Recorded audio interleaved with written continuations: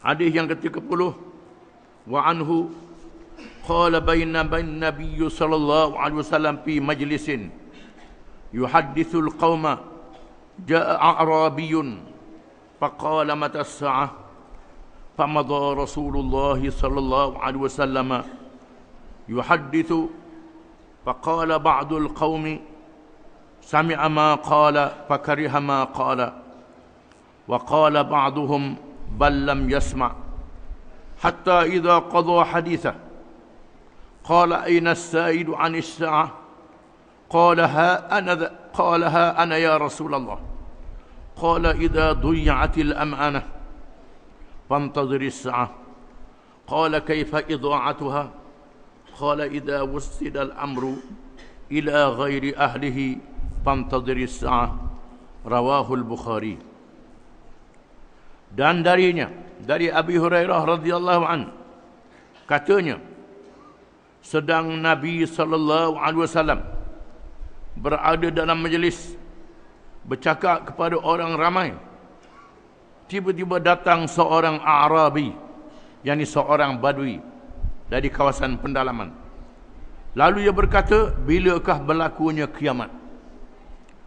Tadi tentang kiamat, ini ditanya bila berlakunya kiamat.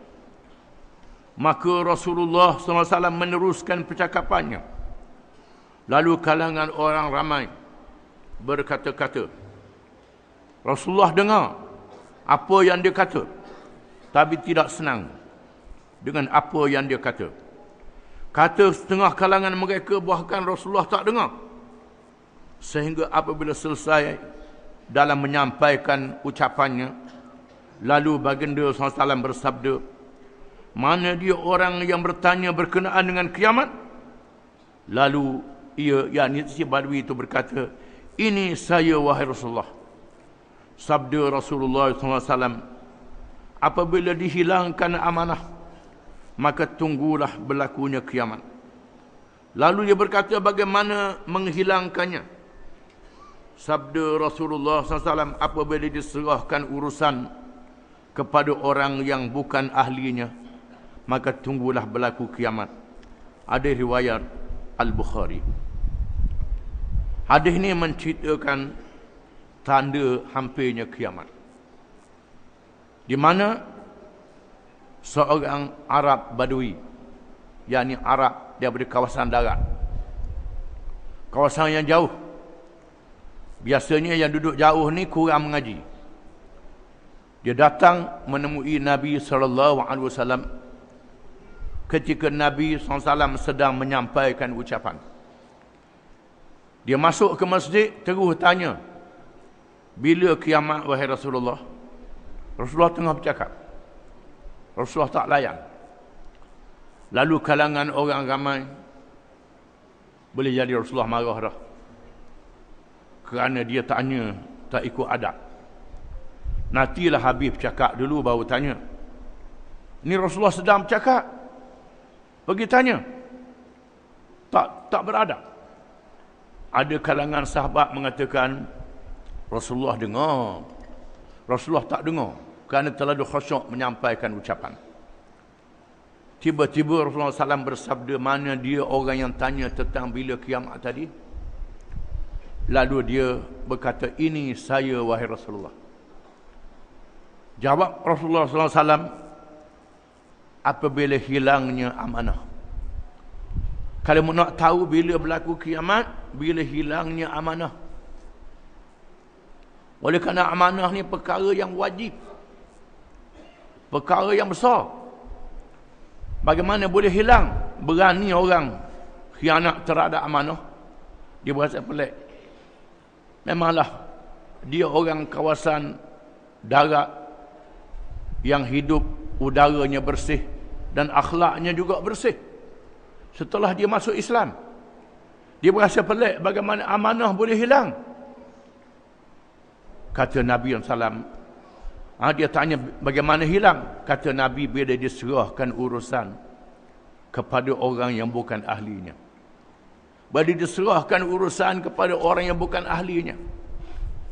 Di sini menunjukkan bahawa di antara tanda akhir zaman ialah apabila amanah urusan umat dihilangkan. Dia beri pada orang yang bukan ahlinya. Amanah apa di sini? Kepada kita amanah ni kirim barang, simpan barang, sekadar itu saja. Amanah yang besar ialah amanah memimpin kerajaan, memimpin urusan umat. Yang disebut oleh Allah Ta'ala dalam Quran, Ya ayyuhalladzina amanu innallaha ya'murukum an tu'addul amanati ila ahliha wa idha hakamtum bainan nasi an tahkumu bil 'adl innallaha ni'ma ya'izukum bih innallaha kana sami'an basira ya ayyuhalladzina amanu atti'ullaha wa atti'ur rasul wa ulil amri minkum fa in tanaza'tum fi syai'in farudduhu ila Allahi war rasul in kuntum tu'minuna billahi wal yawmil akhir dzalika khairun wa ahsanu ta'wila. Surah An-Nisa, yang bermaksud sesungguhnya Allah menyuruh kamu supaya menunaikan amanah dengan menyerahkan amanah itu kepada orang yang ahli dapat menunaikannya. Dan apabila kamu menghukum di kalangan manusia, seluruh manusia, hendaklah berlaku adil. Sesungguhnya Allah menyuruh kamu dengan ajaran yang sebaik-baiknya. Sesungguhnya Allah itu maha mendengar, lagi maha melihat.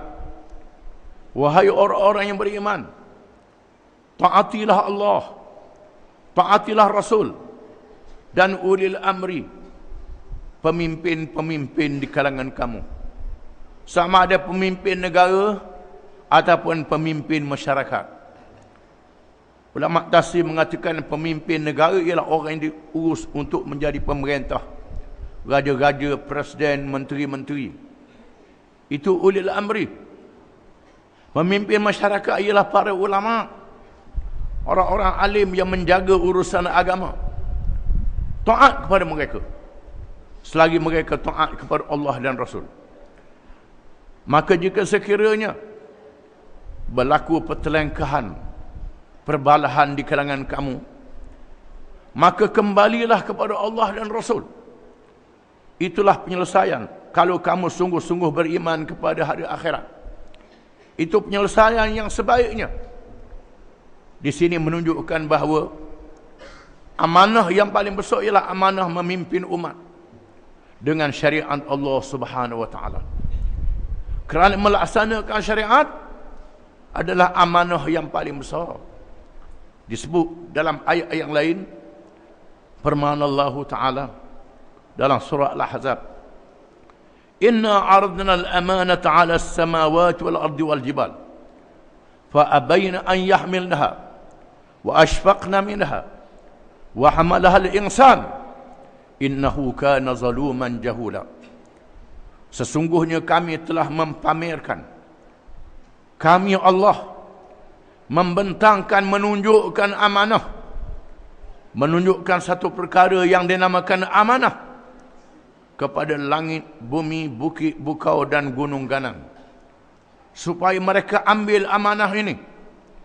Tiba-tiba langit, bumi, bukit, bukau dan gunung ganang tidak mau, tidak bersedia, enggan. Mereka takut untuk mengambil amanah ini. Manusia mengambilnya, manusia sanggup mengambilnya. Sesungguhnya manusia itu sangat zalim, lagi sangat jahil. Amanah ini diambil oleh manusia, makhluk manusia mengambil amanah. Ulama mengatakan amanah ialah amanah memperhambakan diri kepada Allah Ta'ala, menunaikan perintah dan meninggalkan larangannya. Mengapa langit, bumi, bukit, bukau, gunung ganang takut? Tuhan kata, barang siapa yang tunaikan amanah ini akan diberi syurga, nikmat yang tak terhingga. Tetapi barang siapa yang tak tunai amanah ini dihumbam ke dalam neraka. Ini menyebabkan langit, bumi, bukit, bukau dengan gunung ganang takut dihumbam dalam neraka. Manusia ambil amanah ini. Kerana Tuhan sudah tetapkan hanya manusia yang boleh mengambil amanah ini. Makhluk lain tak boleh.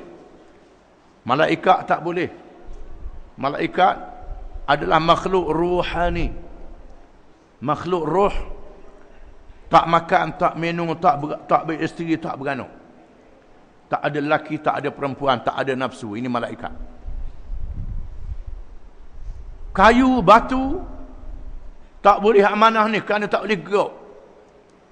Kena tolak, kena tebang, kena akuk baru dia bergerak.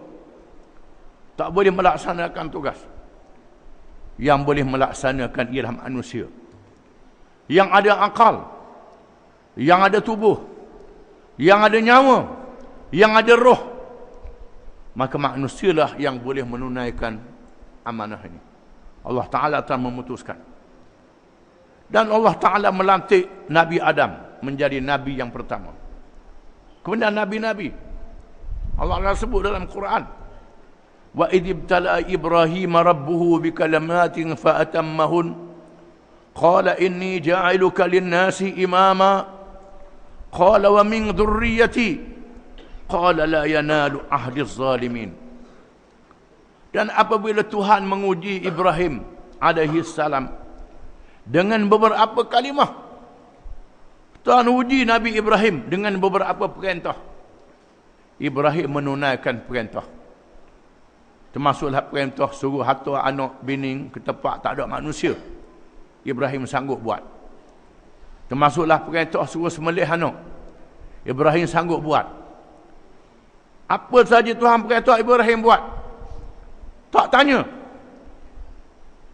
Bila Tuhan suruh hantar anak dengan bini dia yang dikasihi di bumi Mekah yang kering, tak ada air, tak ada pohon kayu pun tak ada. Ibrahim tak tanya Tuhan, pasal apa tak ada pohon kayu sini? Pasal apa tak ada kedai sini? Tak ada orang sini. Ibrahim tak tanya. Ibrahim terus letak anak isteri, tak tanya Tuhan. Kerana Ibrahim percaya Tuhan tu Maha Pemurah lagi Maha Penyayang. Ikutlah perintah Tuhan, dia berilah. Bila Tuhan suruh Ibrahim sembelih anak dia Ismail. Anak ni hak Tuhan. Nikmat Tuhan. Bila Tuhan suruh kena buat. Ibrahim sanggup. Tuhan batalkan perintah itu. Diganti dengan kibas. Biri-biri daripada syurga. Ibrahim menunaikan perintah itu. Kemudian Tuhan kata, aku lantik menjadi imam wahai Ibrahim.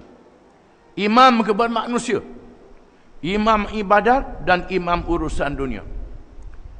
Aku lantik menjadi imam. Imam ibadat dan imam urusan dunia, menjadi Nabi Rasul yang memimpin manusia. Ibrahim kata, wa min dhurriyyati. Mintalah Tuhan zuriat keturunan anak-anak aku jadi imam juga. Tuhan jawab, la yanalu ahdiz zalimin. Tidak boleh mencapai janji aku ini orang-orang yang zalim. Orang yang khianat, yang tak ikut perintah Allah Ta'ala, jaga. Kalau jadi imam, jadi pemimpin, tak termasuk dalam jaminan aku, Tuhan kata. Inilah yang langit bumi, bukit bukit gunung ganang, takut. Hanya mereka yang boleh melaksanakan syariat Allah. Ini saja yang boleh memimpin untuk menunaikan amanah daripada Allah Subhanahu Wa Taala dengan betul. Bila akhir zaman, Nabi kata amanah ni hilang. Hilang amanah. Orang lantik bukan lagi kerana nak melaksanakan syariat. Lantik kerana nak fitish. Kerana nak benda.